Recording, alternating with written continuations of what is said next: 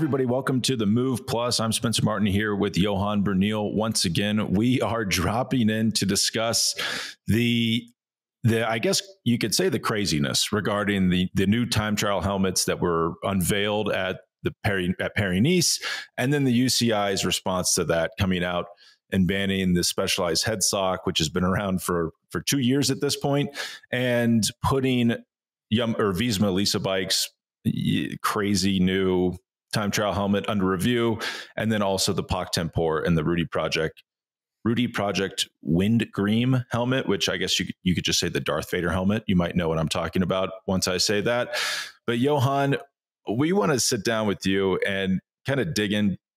How did this happen? Why is the UCI now coming out and deeming these helmets unsafe when they've already approved them through their safety process, and which is you can't just you can't come out and wear a helmet. You have to have it reviewed by the UCI and they deem it safe, and then you can wear it. So it's a little odd that now they're coming out and saying, no, these actually aren't allowed. We need to pull back the trends on this. It kind of feels like people just complained on Twitter that they were ugly, and now they're being potentially banned. So yeah, to just state where we are, everything was fine. Paris-Nice time trial rolls around.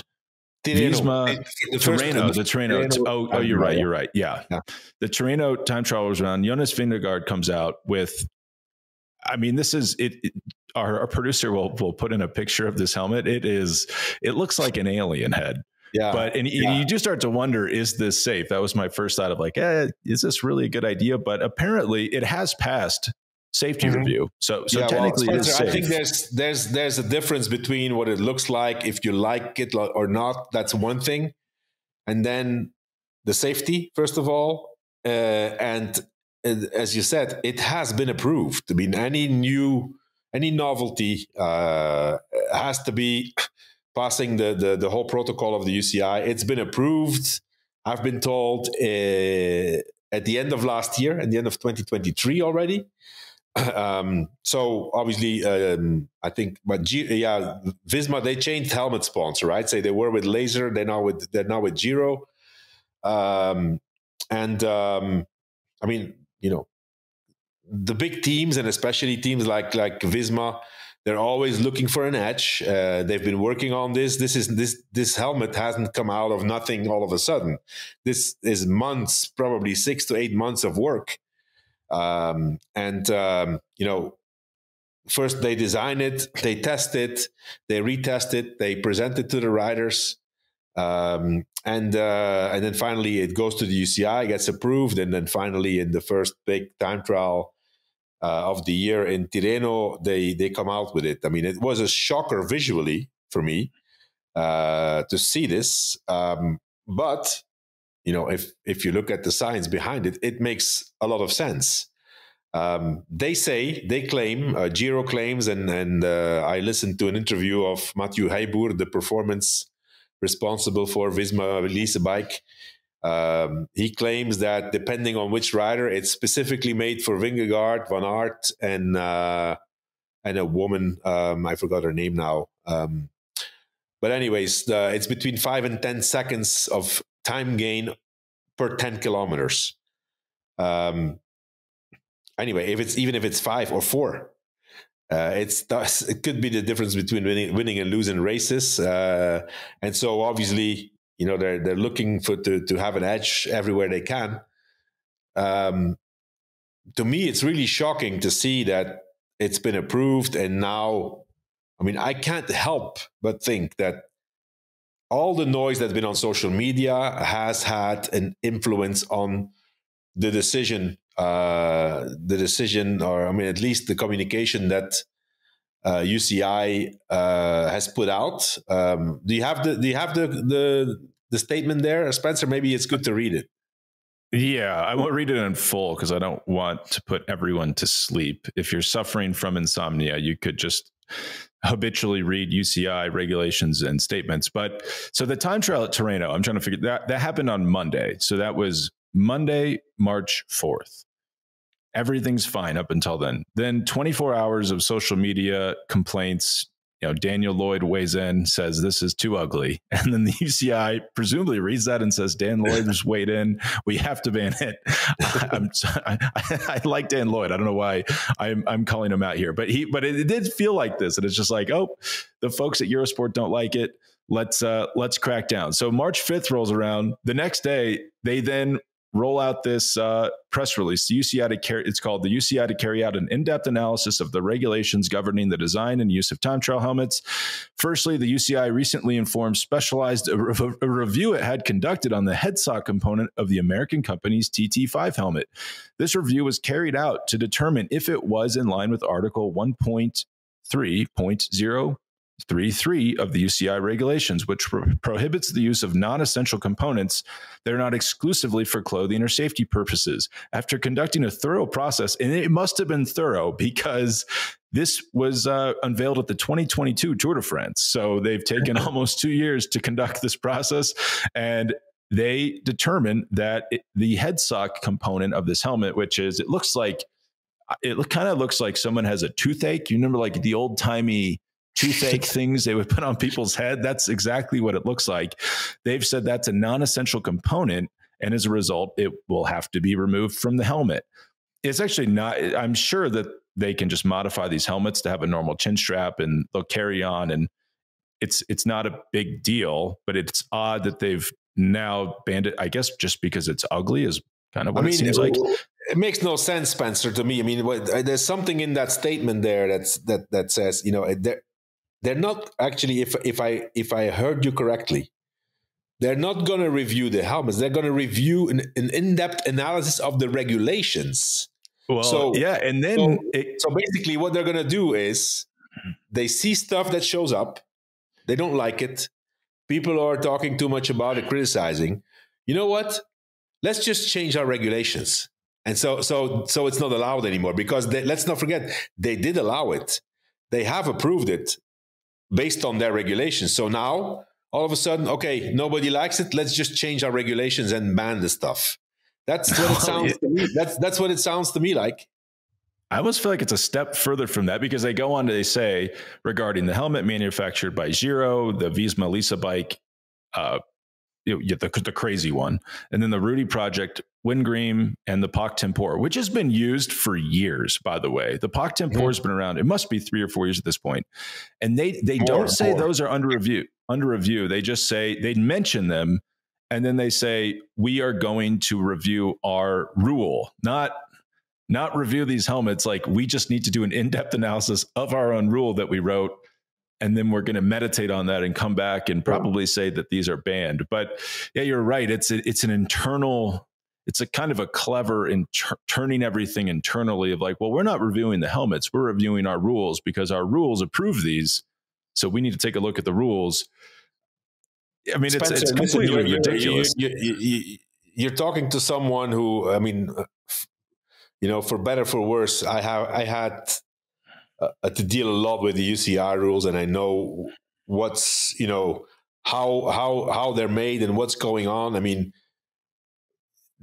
bottom line is, an international federation, especially when it's specific to their sports, they're not accountable to anybody. They can read their rules, interpret their rules, bend their rules, break their rules, and change their rules whenever they want. And this is what's going to happen here. There's something they don't like, and then they look, okay, what can we do? Do we interpret our rules differently? Do we bend them? Do we break them? Or if we can't do any of those three, let's just change them.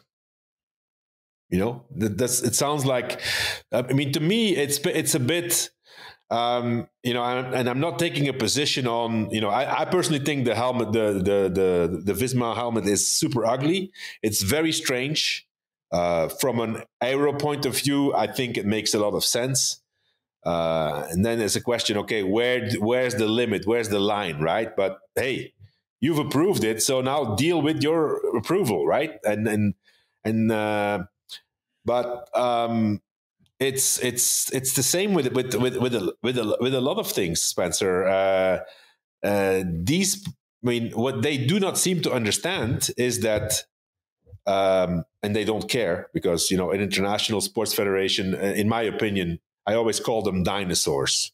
They just care about their existing and their monopoly on the sport. But they seem to forget that the bike industry has grown so much over the last 2 decades and is putting so much money in the sport. I mean, if you look back 20 years ago, bike brands were small and they were sponsors, and a team was happy if they could get the equipment for free. Now, bike sponsors, bike brands are fighting with millions of dollars or millions of euros in a competition to, okay, I want to sponsor this team. It's a bidding war. Okay, I put 7-8 million in. Same with equipments, with components, with helmets. I mean, banning the aerosock. I mean, this is Specialized. I mean, Specialized, a big player in the sport of cycling, and I don't know who makes those decisions. What really surprises me is, and I have to think that he doesn't have the power to decide, or does not have the last word, or doesn't have any freedom to make decisions. But the head of innovation at the UCI is Michael Rogers. He's an ex-professional cyclist. As far as I know, he's a very intelligent guy. He's been there. He has used all the latest technical innovations that were at his disposal when he was a professional cyclist. He's a 3-time world champion time trial. He's the head guy, so he should know what's going on. And now he's on the other side of the fence, and it seems to me like as if it's him who's making those decisions, then I'm going to say, hey, what happened to your memory? How fast have you forgotten? I don't think it's him. I can't believe it's him who's making those calls. And if he has to sign off on things, it's probably because he's under pressure politically. At least I hope that's the case. But you would think if a guy like that is at the head of that section in the UCI, that there's certain decisions listen, and there's good decisions being made also, Spencer. For example, they recently changed the rules, or they put a limit to the incline of the brake levers. They limit it to 10 degrees. I personally think that's a great rule because it enhances the safety. Because it was going to proportions that it was really not normal anymore, like these completely brake levers. It was it started to be ridiculous, and on top of that, if you basically use it for that purpose, the support level is so narrow that in a bunch of 200 riders, accidents are going to happen. Here, I think we're talking about something completely different, the helmet thing. And especially what looks really strange is that they have approved these helmets, and now they're coming back on it. Makes not really sense to me. I guess to argue the other side of it, to stand up for Michael Rogers, to make sure I'm not having a go at Michael Rogers. I'm just saying that I am almost sure that he's not completely in charge of this situation, and he's under pressure. Yeah, just trying to put myself in his shoes. So, as you say, it gets really complex because Specialized is a major financial supporter of multiple teams. Like Primoz Roglic's salary comes from Specialized money, partly going into the team and then paying him. Giro spends a lot of money. Like, I'm sure that they approached Visma in the offseason and said, you should hire us. You should have us as your helmet sponsor. Look, we've spent millions of dollars building this helmet for you. You should do it. And then they pay Visma a bunch of money to be their helmet sponsor. Giro's probably a little upset that now, like, well, wait a second. We kind of signed on this sponsorship so people would buy our $350 non-aero helmet because they're so inspired by how fast our riders are going in time trials on our aero helmets. They're never going to sell these helmets. I mean, like, no one's buying. Spencer, they're not banned. Listen, they're not banned yet. Okay, the UCI has not said that they're banned. I would guess a ban is coming. If they're, I think so too. I think so too. Yeah. And it gets complicated. Let's say the UCI, these are submitted.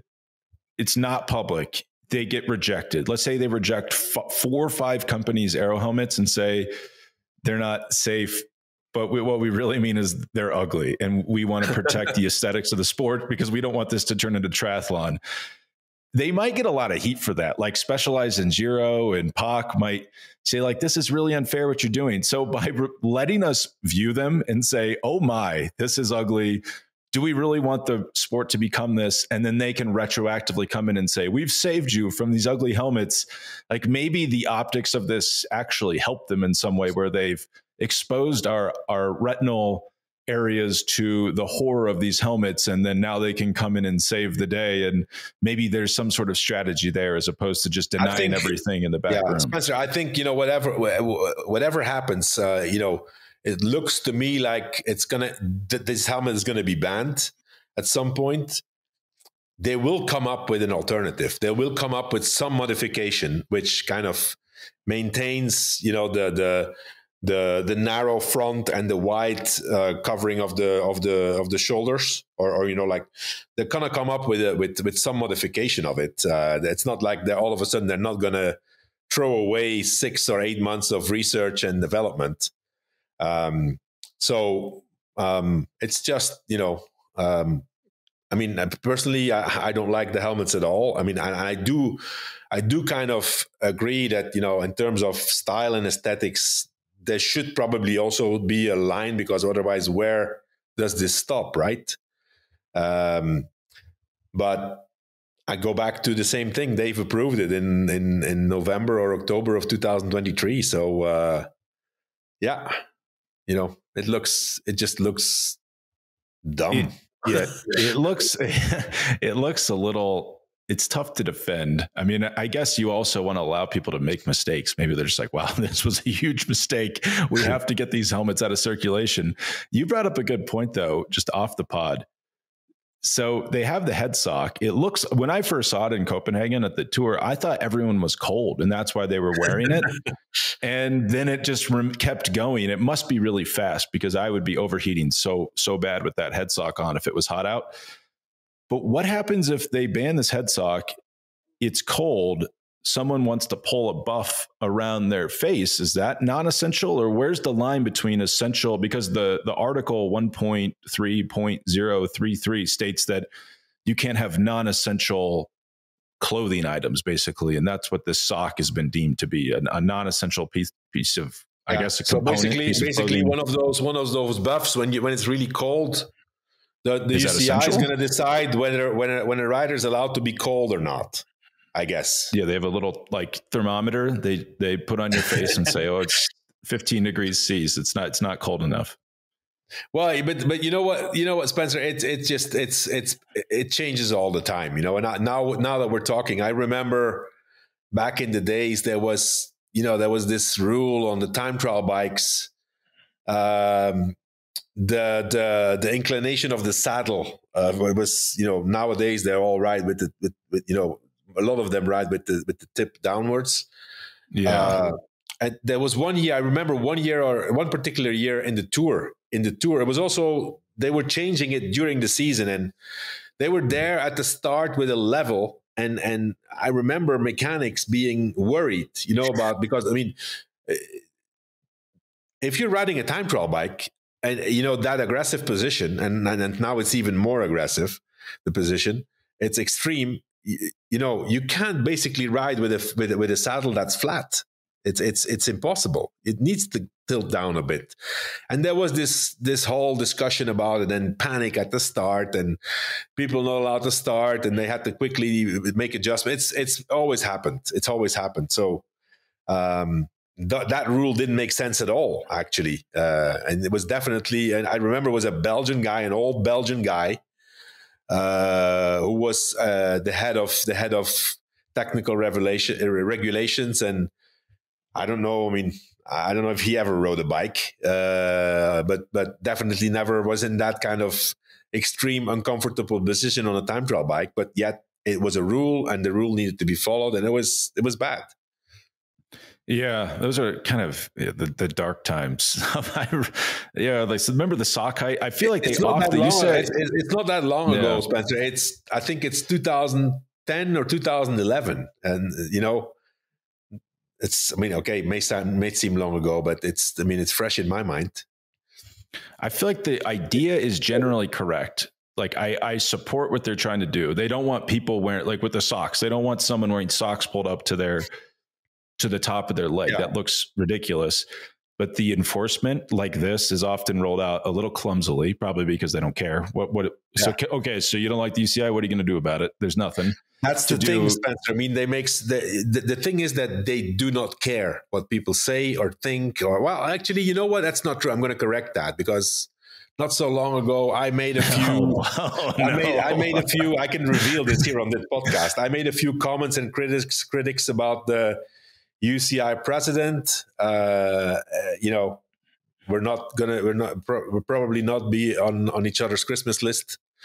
And it did get through, and he did care, because he wrote to me, asking for an explanation. So they do care, but it just, I don't know. I mean, like the sock rule, Spencer. I mean, explain this to someone. Like, you're at the start of World Championships, and you have a commissaire there with a tool which measures, from your ankle to your knee, and then in the middle, it's something like that, right? Like the sock cannot be a lot higher than that. So I was actually explaining this same story to a friend of mine this morning, and we were on a bike ride, and he almost fell off his bike. So he had to laugh so hard. He said, "What? How is this possible?"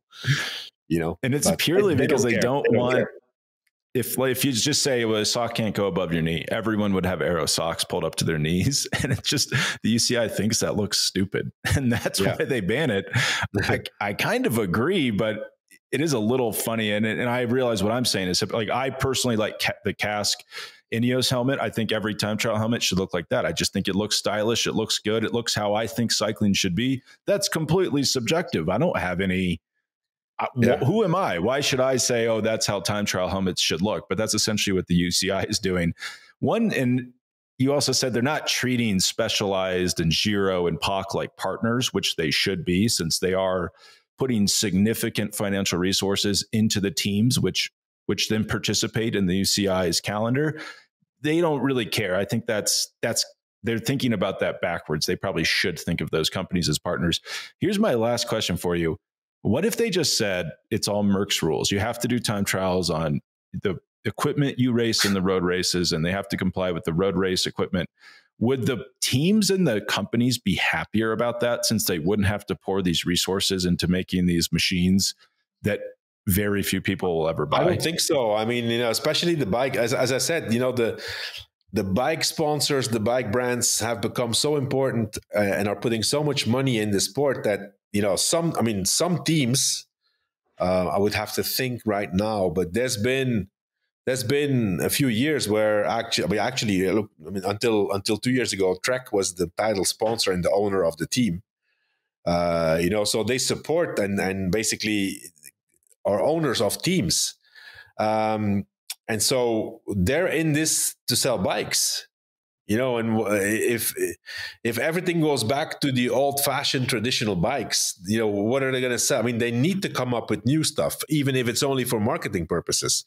We all know, Spencer, listen, the top bike brands and the top bike models, there's nothing better out there, but yet they always change. Okay, this is a little bit better. I mean, we all know that 75% of it is marketing, because they need to change models and they need to sell new bikes, right?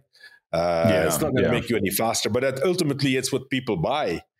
people buy what they see the champions ride. And, the UCI is in the business of, this is an organization. First of all, they are obsessed with appropriating everything that cycling involves. Every single discipline, every single, like, riders, teams, organizers, agents, whatever, motor drivers, name it. Now and then, all the different disciplines. It's not just the road, it's cyclocross, mountain bike, gravel. Gravel shows up all of a sudden as a new discipline. You see, let's organize a gravel UCI World Championship, so we own that sector too. Now, I've seen, like, a few weeks ago, Spencer. Listen to this. This is how far it goes. There's now an official World Championship cycling on snow. On snow.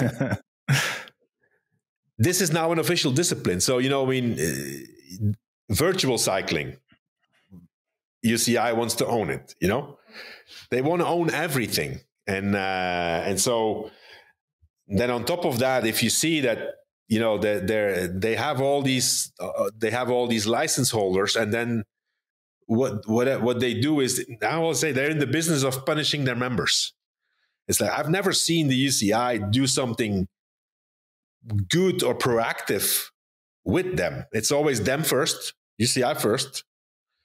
Then let's see what our members can do for us. First of all, they have to pay a license. They have to pay this. They have to pay that.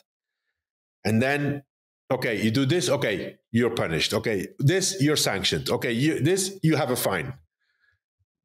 That's basically all they do, And if you look, for example, Remco Evenepoel had a statement. He has he likes to speak his mind, sometimes for better, sometimes for worse. But he says, they just keep doing what everybody hates the UCI. All the riders hate the UCI, and I mean, yeah.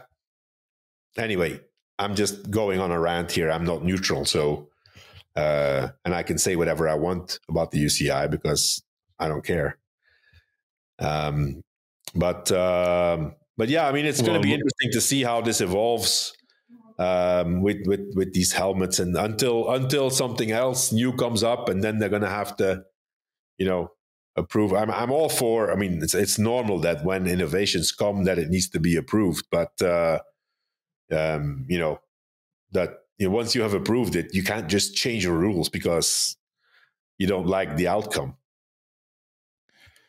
When we could sit here all day and complain about the UCI until we expire from old age. So we should probably let everyone go, but we will be keeping an eye on these time trial helmets, and there's a good chance they look totally different by the time the Tour de France rolls around. So we will keep an eye on that and keep everyone up to date on what's going on. Okay, Spencer, thanks. All right, thanks.